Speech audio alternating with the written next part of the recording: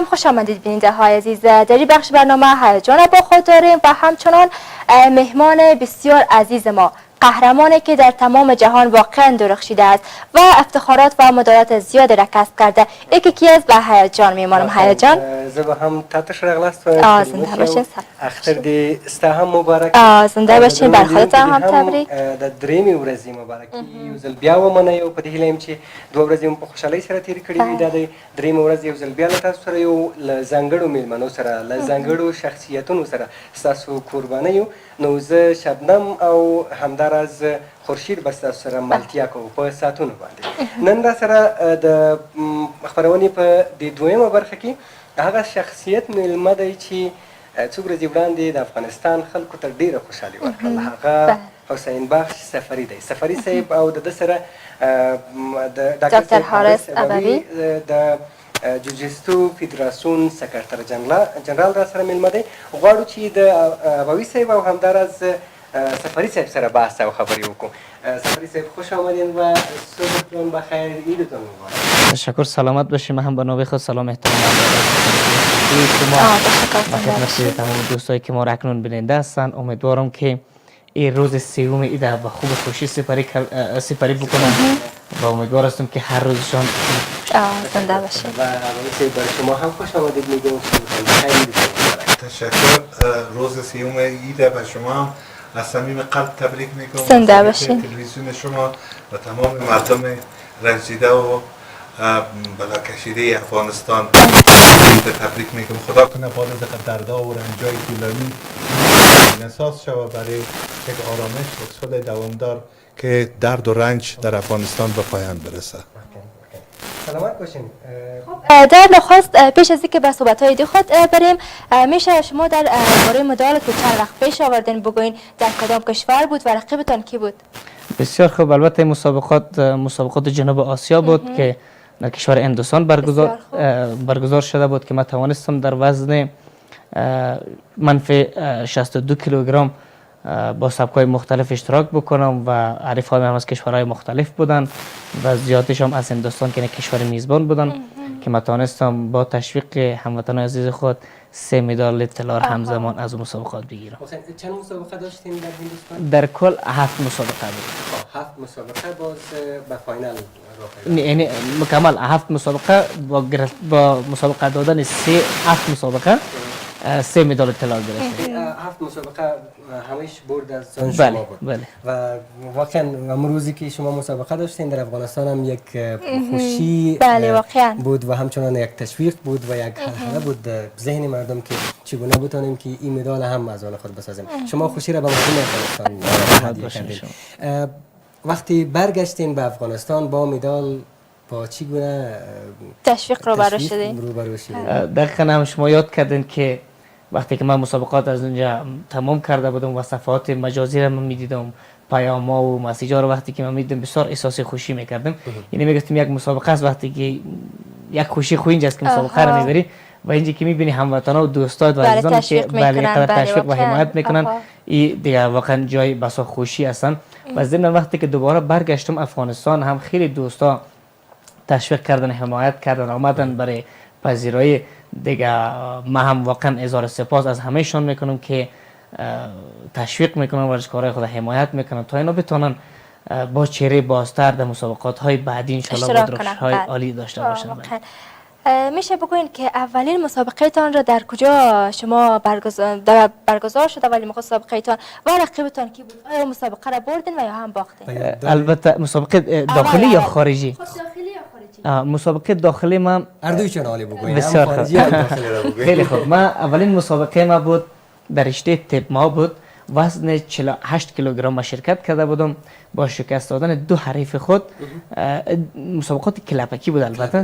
بله، یعنی شهر کابل بود. من تونستم مقام اول عنوان خود بکنم و اولین مسابقه خارجیم که 2012 پاکستان بود، فستیوال 2012 پنجاب بود که ما اونجا شرکت کرده بودم، اما تجربه ای که مسابقات نداشتیم. من 7 کیلو وزن بالا اشتراک کرده بودم. باز با تب و تلاش های زیاد توانستم که من مقام سوم از مسابقات کسب بکنم که هم خیلی تجربه شد برایم که من چقدر آمادگی بگیرم و دیگه کشورها فایترهای دیگه کشورها چقدر از آمادگی برخوردار هستند تا ما با او سطح و لیول خود برسانیم. امی دستاوردها بود که نتونستیم مقام اول از آن خود بکنیم گفتشان چند روز پیش کرکترهای ما کشید. بله باز ما تونستم دیگه مسابقات را هم داشتم همراه پاکستان.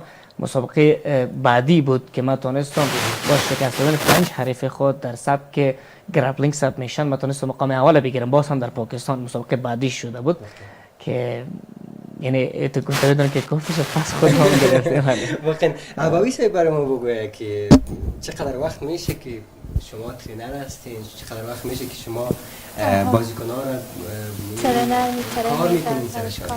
ما به خدمت شما عرض بکنم و بیننده عزیز برایشان معلومات بدم که تقریبا مدت 1 سال میشه که باید سکرتر جنرال فدراسیون جوجیتسو کار میکنم.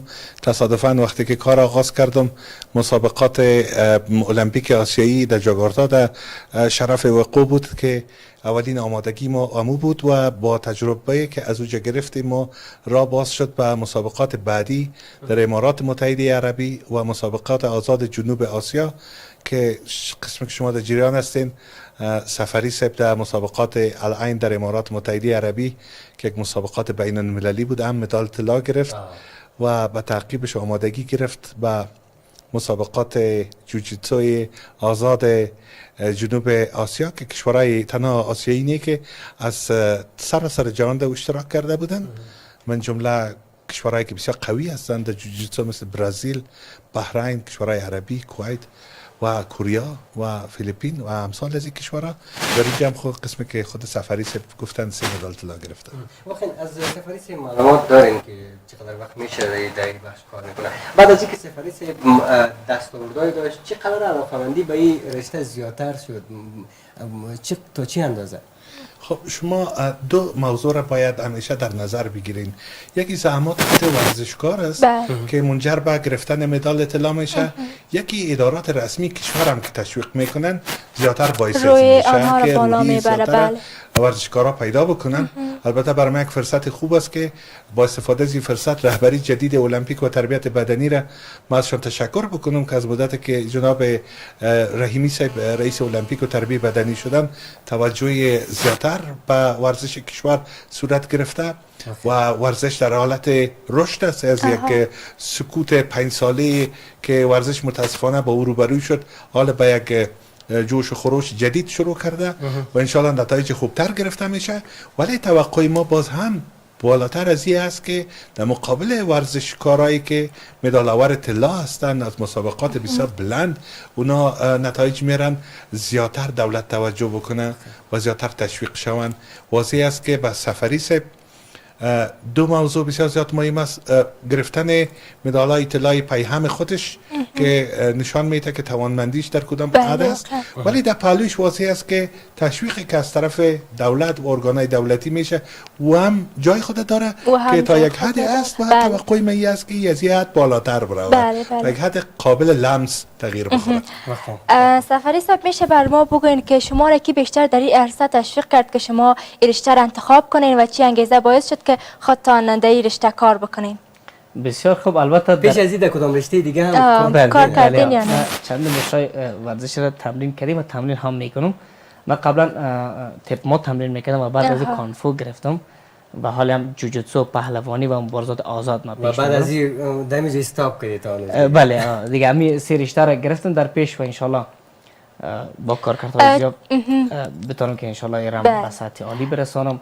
و ضمن گفتن که کیها بودن تشویق کردن. البته در ابتدا خودم زیاد علاقه داشتم که ورزش تمرین بکنم و استعداد خود توسط ورزش به هموطنان از خود نشان بدم. دیگه بعدا هم که در ورزش کم پیشرفت کردم و فامیل خانواده تشویق کردن و حال میبینیم که همه هموطنان عزیزم تشویق و حمایت میکنن. روزی شده که عید در مسابقه برخورده باشه، یعنی در روز عید مسابقه برابر شده. کشورهای غیر اسلامی عید ندارن و وقتی مسابقه برگزار کنن دیگه در کسی از اینه که عید است یا رمضان است یا چی است. عید شده که در عید برابر شده باشه مسابقات در خود مسابقه برابر نشده، اما برای آمادگی مسابقات بودیم برای که شاید یک هفته پیش یا 2 هفته پیش برای آمادگی مسابقات خارج از افغانستان بودیم، یعنی در عید به او خاطر، ولی در خود عید مسابقه برگزار نشده، ولی پیش از او به حساب آمادگی ما در خارج از افغانستان بودیم. بله خورشید چند وقت پیش وقتی که سفری صاحب به استودیو آمد و ترینرشان یک وقت یک رقم به تشویش می‌افتاد، چرا گفت اگه سفری صاحب بخوره گفت جا میشه. گفت شما تا چه اندازه در ایدا یا هم غیر از این مانع خوردن چه نظیرا؟ خب پیشتر شما از اید یاد کردین، یک کم پیشتر یک سوال پیشتر هم بود که باید یادآوری کنم که سفری صاحب در این فاصله که طلا را گرفته از ترکمنستان و هند امارات متحده و هند کمربند فری فایت یا مسابقات رزمی آزاد هم گرفته در وزن خود که او یک افتخار کلان دیگه هم است. سر عید شما گفتین ما سال گذشته در جریان مسابقات المپیک آسیایی به اندونزیا بودیم، به جاکارتا، و یک سفره کوچک ایدی را آماده کردیم در وجد عالم مسافرت و در اون وقت سفری صاحب باید وزن خود کم میکرد دیگه. هیچ از چیزای لذیذ حلویات و شیرینی هایی که ما در کشور بسیار که در این لایق هم هستند خوردنی های مزه‌دار آماده کرده بودیم، نصیبش نبود. این زیاد متوجه بود که تمام چیزایی که کم انرژی داشته باشه و وزن بالا نکنه از استفاده کنه. دقیقاً باید که ورزشکارا با متوجه وزن خود باشن، خصوصا رقم باید وزن خود کم بکنن که سر پرفورمنس و کارشان و قوتشان تاثیرگذار نباشه و با وزنی که اجازه داده شده در روزی که وزن امتحان میشه یا به اصطلاح ورزشی وزن کشی میشه خود آماده بکنن.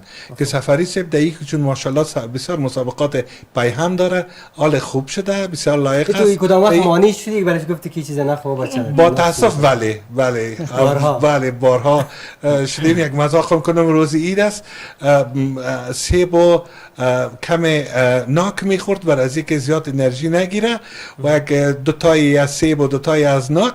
یک شب من زیاد آورده بودم از خود جایی که میوه بود و مانده بودم که همگی کسایی که در دور و بر ما هستن مستفید شود. یک زمان گشنگی سرش غلبه کرده بود، کلش خورده بود. حالی هم وقتی چی شد سیبا در خدمتشان هستن؟ اگر شما اجازه دادین نه سیب یک دانه سیب حدود 50 کالری داره و در بین میوه کمترین انرژی را داره که میشه که یک معده را میگیره و دفعتا چون یک مقدار قند طبیعی داره اما احساس گشنگی را هم آرام میکنه. بهترین یک وسیله است برای لاغر شدن. شما خب مانع از این میشین که سفری صاحب از میوه استفاده نکنه و یا هم خاصا سفری صاحب چطور هم مانع میشه که شما از چیز استفاده بکنین و یا باور کنین که یک سال است که برایش میگم که ما استاد تو استاد من بگیر در قسمت وزن کم کردن اما کمک نمیکنه. خودش داره خودت کم کو است برای کمک نه شما کمک کنین چون اینا همراهتان کمک میکنن. این خوب شد که من یک دو پشتیبان دیگه هم پیدا کردم که بعد از یه سفری صاحب خواهش کنیم که یک قسمت مرا کمک شما را همکاری و کمک شما را کمک کنین. اما شما را کمک کردین وظیفه را انجام دادید اما اونا انجام ندادن. بله باید اینا با تشویق شما هم یک گوشه التفات و حال ما بیچاره هم بکنه. و سفری صاحب گاهی آمده که دیگه کسا خورده میره خود دیگه به خاطر از اینکه وزن زیاد نشه نتونست خورده. تنها دیدی نخوردی؟ بله دقیقاً بارها با راستشم بارها با این کار رو برو شده. ما واقعا وقتی که بعضیا مهمانی مثلا بسیار تاکید میکنه که سفری صاحب حتما باید بیایی و ما برشانم میگم که ما منجور بیایم خود چی بکنم. ما باید خب طبعا خب قصه و دیگه هست اما وقتی که نان میشه خب ورزشکار شکم خود گرفتن نمیتونه دیگه. به خاطر خیلی هم بارها با این کار تکرار شدیم اما یک قهرمانی همون جام است. باور بکنید اگر گرفتن نتونی که از وزن باز بپره طبعا در مسابقات نمیتونی اشتراک بکنی که ما واقعا بارها با این کار مواجه شدم و خیلی هم سخت است برای شخص خود. اما آهنگ است یا سرچپا کده میگه وقتی گوش نشوی چیزی دیدن خوردن نتونی چقدر سخت است خدا چقدر واقعا مترام است، واقعا مشکل است. میشه بگوین که مدت چقدر وقت میشه که شما در ورزش رو آوردین؟ من مدت 11 سال میشه که رشته های مختلف رو تمرین میکنم. مدت 11 سال میشه. بله.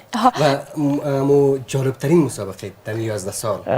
تمام مسابقاتم بوده جالب و یکی از مسابقات مهم که برای شخص خودم بوده مسابقات 2017 ترکمنستان بود. کدام وقت گریه کردید در خودی سن یا هم از اینکه بردی؟ بله، از هیجان زیاد. بله همین مسابقه 2017 ترکمنستان که یاد کردم این اولین مدال تاریخ در افغانستان بود.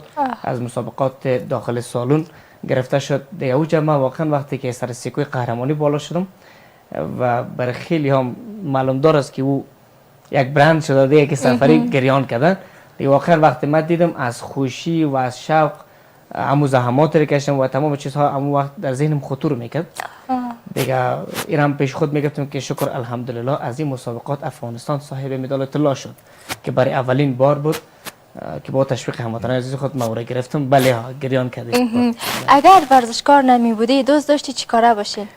سوال بسیار سختم بگویم آسانم بگویم، ولی میخواستم که خلاصه خدمتگزار مردم جامعه خود باشین. بله. سفری سیب چند بار عاشق شده؟ سفری سیب یک بار عاشق شده ولی عاشق خواهد بودم. واقعا؟ بله. بسیار خوب. عشق اظهار کردی یا نه؟ مثلا یعنی برای چی گفتی؟ آها جناب مقابل خبر داره و یا خیر؟ خیلی خوب. البته اینجا میخوایم یک چیز رو یاد بکنم خدمت شما و با اجازه ابوی صاحب. یک شاعر فرزانه میفرماید، میگم بر نیلگون آسمان هستی، بر فراز آشیان فرشتگان، بر چکاد رنگین کمان، در قلب کتاب سبز خدا چنین سخنی نوشته شده: معبد دل را پاکیزه دار تا معبود بیاید و در آن محمل گزیند. دیگه من عاشق این حالت هستم، عاشق شخصی نیستم، ولی دیگه تمام هستی که در کائنات وجود داره من عاشقشم هستم. ما هم امیر گفتیم چون با ای که شما گفتین که من گریه کردم به خاطر مدال که گرفتم، به خاطر افغانستان بود، به خاطر خودم نبود. این دیگه همون اظهار عشق بود و اظهار محبت بود که به مردم خود نشان دادیم. سفری سیب ایره بر ما بگوین که بیشترین لط را در کدام مسابقه خوردیم؟ سوال بسیار خوب یاد کردین. لط نخوردیم اما مسابقه که سرم بسیار این خوب نگذشت مسابقات جاکارتا بود که با محریف اردنی بود، یعنی برایم خوب تمام نشد. اون مردم ها بسیار چالاک هستند. بله یعنی واقعا آماده هم هستند و من یکی شخص خودم مشکلات از خودم بود که وزنم بسیار کم کرده بودم و مسابقاتی که پیش از او کرده بودم او استراحت خورده بود و من مانده و زله 20 دقیقه بعد مسابقه برگزار شد که من در حالی که یک مسابقه را سپری کرده بودم و با شخصی که بسیار تازه نفس بودن که از او مقابله کردم. خب بیایم در قسمت سوالای دی. میشه بگوین که آیا بیشترین ایدی را تا به حال دادین و یا هم از کس گرفتین؟ البته در خورترکی گرفتیم، هم دادیم بله ایدی هم گرفتیم. بر کی دادین؟ البته زیادتر برای خورترک ها من عشق می‌ورزم. ما و حیات آل خورترک هستیم خیلی. البته شما بزرگ هستین. سفری سیب 24. سفری سیب گیم بگیره گوشکی را در گوش ما باید یک چیز بگوییم. ما باید یک گپ بگوییم برای سفری سیب. باش مرخم گوشکی رو بونم که یک چیز رای حل باشه. تو موسیقی رو بلد میکنن حالا برات که تو نمیفهمی. خب برو. وزنت زیاد نشه. وزن. بس. وزنت کنترل شوه یا زیاد شد. وزن بود. همون وزن گفت فهمیدن دیگه. واقعا خیلی خوب بود. این گیم هم همراهشون بازی میکنیم و باز خداحافظی میکنیم. خب این گیم آخر است بعد از او باز آها. شما خوش بکنین یک تا بدل خود. چقدر دیر شده که از این گیم نکردیم. بیا میره خدا گفتم میوردارم ببینم که چی میشه. آها. هر کدامتان که خوشتان آمد. خب استاد از شما چی است؟ اختریز شعر. پشتو را میفهمی چقدر؟ پختو پویی. خسی پویی. نوز به منت شعر وای. خب شعر په پختو کې نه ده، شعر په فارسی باندې ده. خب من یک شعر مولانای بزرگ بلخ میخوانم. معشوقه به سامان شد تا باد چنین بادا، کفرش همه ایمان شد تا باد چنین بادا. عید آمد و عید آمد یاری که روید آمد، عیدانه فراوان شد تا باد چنین بادا. واقعا خیلی مقبول، خیلی زیبا. و سفری سیب بر ما بگوی که چی داره؟ 3 ولایت به حرف کاف. خب 3 ولایت خوبه. به حرف کاف زیاد ولایت ها داریم. حتما نشون خب شما میشه بگوین یادشان نباشه موسیقاران به مشکل پیدا کوشش کنن. میکنیم که بگویم. یکی خب اول کابل است، آها دومیش هم کاپیسا، سومیش هم کنر. کنر، آها بسیار خوب، کندهار، بسیار خوب. کندوز، کنست. پنجم ششمش نبود فقط صدا نبود. تشکر از شما که سلامت. بسیار زیاد سپاس. با امید از که شما ایدی خوب و خوش را داشته باشین، دو روز بخیر گذشتوندین و همچنین امروز هم خوب داشته بله، باشین. بله. و خوبی تشکر از سفری که کنین. سفاری سیبا آمدین و دعوت ما را پذیرفتین. تشکر از شما. روز خوش خواهش عید براتان می‌کنم. میشه. بر شما موفق باشین همچنان. همیشه. سلامت موفق باشین، کنگار زنده باشین. باشین. تشکر. خب بیننده های عزیز این بود ای بخش برنامه. تا بخش بعد که با میمان دیگر برمیگردیم یک وقفه کوتاه.